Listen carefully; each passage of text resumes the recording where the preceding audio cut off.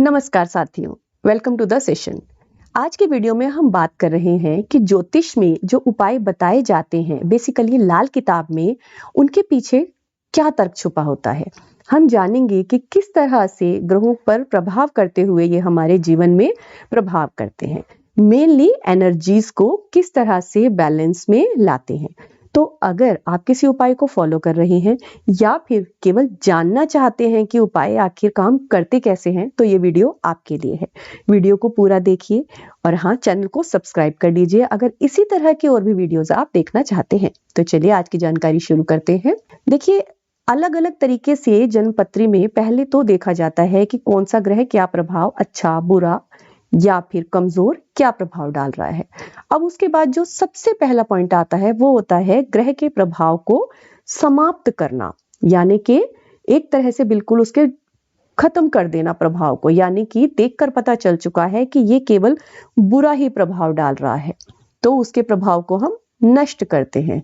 जैसे आप समझिए कि किसी के 8वें भाव में मंगल है और उसको कुछ बीमारियों ने ग्रसित कर रखा है, तो ऐसे में उपाय बताया जाता है कि शहद को लेकर के किसी बोतल में किसी वीरान सुनसान जगह पर गड्ढा खोदकर दबाया जाता है।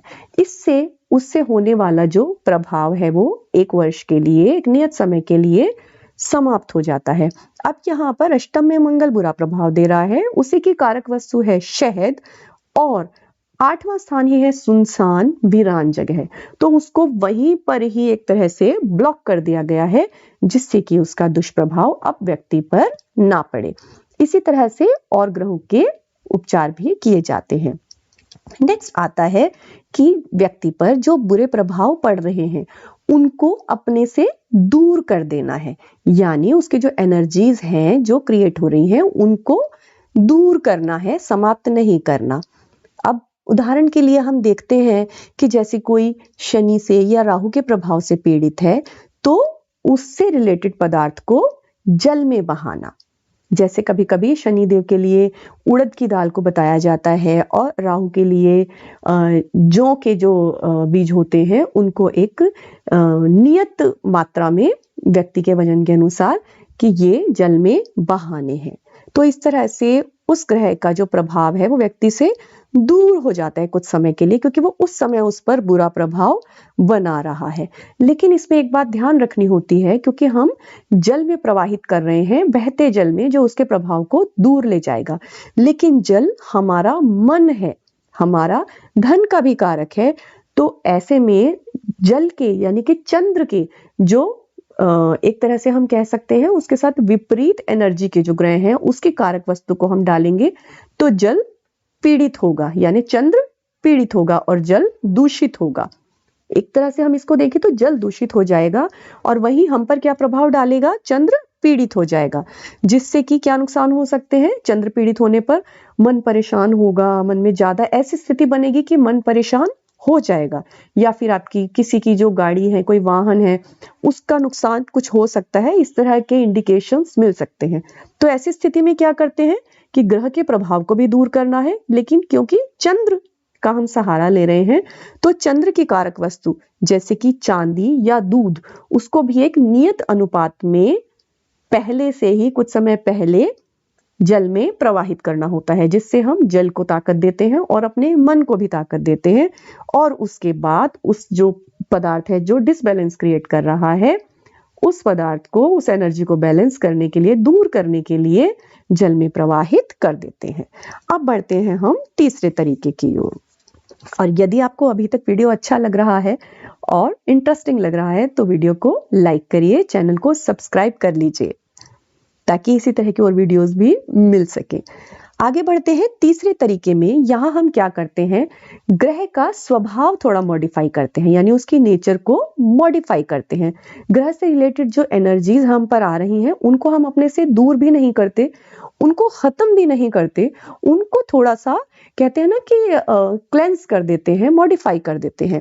अब ऐसे में क्या करेंगे कि जो ग्रह है जिस भाव में वो है वहां से उसको उसके कारक पदार्थ की सहायता लेते हुए हम दूसरे घर में ले जाएंगे। दूसरा घर जो कि धर्म स्थान है, कोई मंदिर है, कोई भी धार्मिक स्थान है, वहां पर हम उसको ले जाएंगे और वहां से उसका कुछ रूप वापस अपने पास लाकर रखेंगे।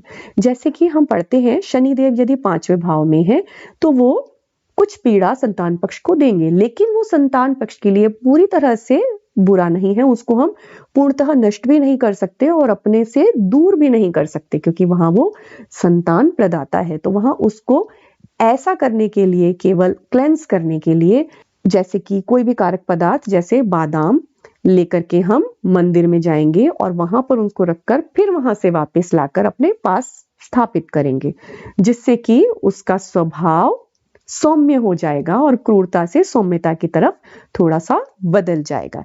यानी हमने दूर भी नहीं किया, हमने नष्ट भी नहीं किया, केवल हमने स्वभाव में थोड़ा सा परिवर्तन किया है। आगे देखते हैं तो हम क्या करते हैं, ग्रहों को स्थापित करते हैं। अब स्थापित करने से ही पता चल रहा है कि स्थापित तो हम उन्हीं एनर्जीज को, उन्हीं वस्तुओं को करते हैं जो कि शुभ होती हैं। तो व्यक्ति की जन्म पत्री में, व्यक्ति के जीवन में जो शुभ एनर्जीज हैं, जो पॉजिटिव एनर्जीज हैं, जो शुभ ग्रह हैं, उनसे रिलेटेड सामग्री को, कारक वस्तुओं को हमें स्थापित करना होता है। जैसे कि दूसरे या चौथे घर में यदि चंद्र है, वहां वो उच्च अवस्था में और अच्छी अवस्था में है, तो उससे संबंधित कारक वस्तु को अपने पास स्थापित करना। अब वो कैसे करेंगे, क्योंकि चंद्रमा का कारक माता है और चंद्रमा का ही कारक वस्तु है चावल या फिर चांदी।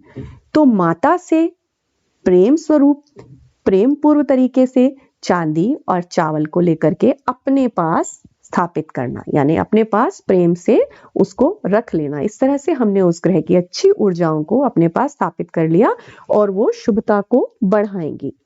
आगे देखते हैं तो ग्रह के प्रभाव को हम शुभ बनाते हैं, लेकिन हमें यहाँ पर ये नहीं पता, या फिर हम यहाँ पर ना तो उसको दूर कर सकते हैं, ना समाप्त कर सकते हैं, ना ही ऐसे मॉडिफाई कर पा रहे हैं, क्योंकि मॉडिफाई करने के लिए भी, उसको दूसरे घर तक ले जाने के लिए हमारे पास वहां तक की दृष्टि होनी चाहिए उस ग्रह की।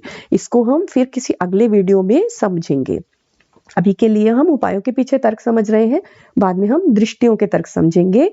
तो इसमें क्या करना है हमें, जब हमें ग्रह के प्रभाव को शुभ बनाना है तो हम ग्रह के ही कारक जीव को ग्रह की ही कारक वस्तु समर्पित कर देंगे, जिससे उस ग्रह से संबंधित ऊर्जाएं हमारे जीवन में शुभ प्रभाव डालने लगेंगी। जैसे कि हम समझते हैं सूर्य यदि किसी कारणवश जीवन में पीड़ा प्रदान कर रहा है, तो सूर्य की कारक है चींटियां, लाल चींटियां।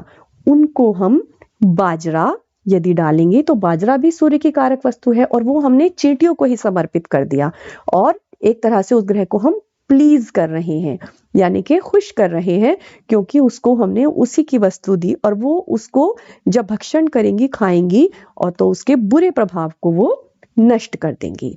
आगे हम बढ़ते हैं तो एक और उपाय आपने देखा होगा कि जिसमें कि हम दो ग्रहों के बीच में उसके मित्र ग्रह को स्थापित कर देते हैं।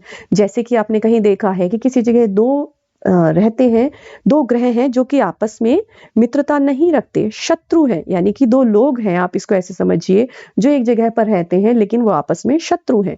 तो अगर हम वहां पर उन दोनों का ही एक मित्र कोई भेज दे तो वो दोनों के बीच में सामंजस्य बिठा देगा, क्योंकि वो दोनों का मित्र होगा। अब ऐसा हम समझते हैं एज एन एग्जाम्पल कि सूर्य, शनि और बुध यदि एक घर में है, छठे घर में है मान लीजिए, और वहां पर हम बुध को स्थापित कर देते हैं, यानी फूलों वाले छोटे पौधे लगा देते हैं, तो बुध सूर्य के साथ भी मित्रता रखता है और बुध शनि के साथ भी शत्रु नहीं है। तो बुध वहां पर जाकर उन एनर्जीज को बैलेंस कर लेगा और उन दोनों ग्रहों के बीच में सामंजस्य बिठाएगा, जब हम वहां पर छोटे छोटे फूलों वाले पौधों को रोपित कर देंगे। तो इस तरह से हमने शत्रु ग्रहों के मध्य एक मित्र ग्रह को स्थापित कर दिया। यहाँ हमने समझे लाल किताब के बताए हुए कुछ मुख्य उपाय और उनके पीछे छुपे तर्क कि किस तरह से वो ग्रह की प्रदान की हुई है एनर्जीज को, ऊर्जाओं को बैलेंस करते हैं, दूर करते हैं, खत्म करते हैं, डिटॉक्सिफाई करते हैं, और किस तरह से व्यक्ति के जीवन पर प्रभाव डालते हैं। तो आई होप आपको वीडियो इंटरेस्टिंग भी लगा होगा और समझ में भी आया होगा। तो ऐसी ही जानकारी वाली और वीडियोस के लिए चैनल को सब्सक्राइब कर लीजिए। अच्छा लगा है तो लाइक करिए, शेयर करिए, कमेंट करिए, एंड थैंक्स फॉर वॉचिंग। नमस्कार।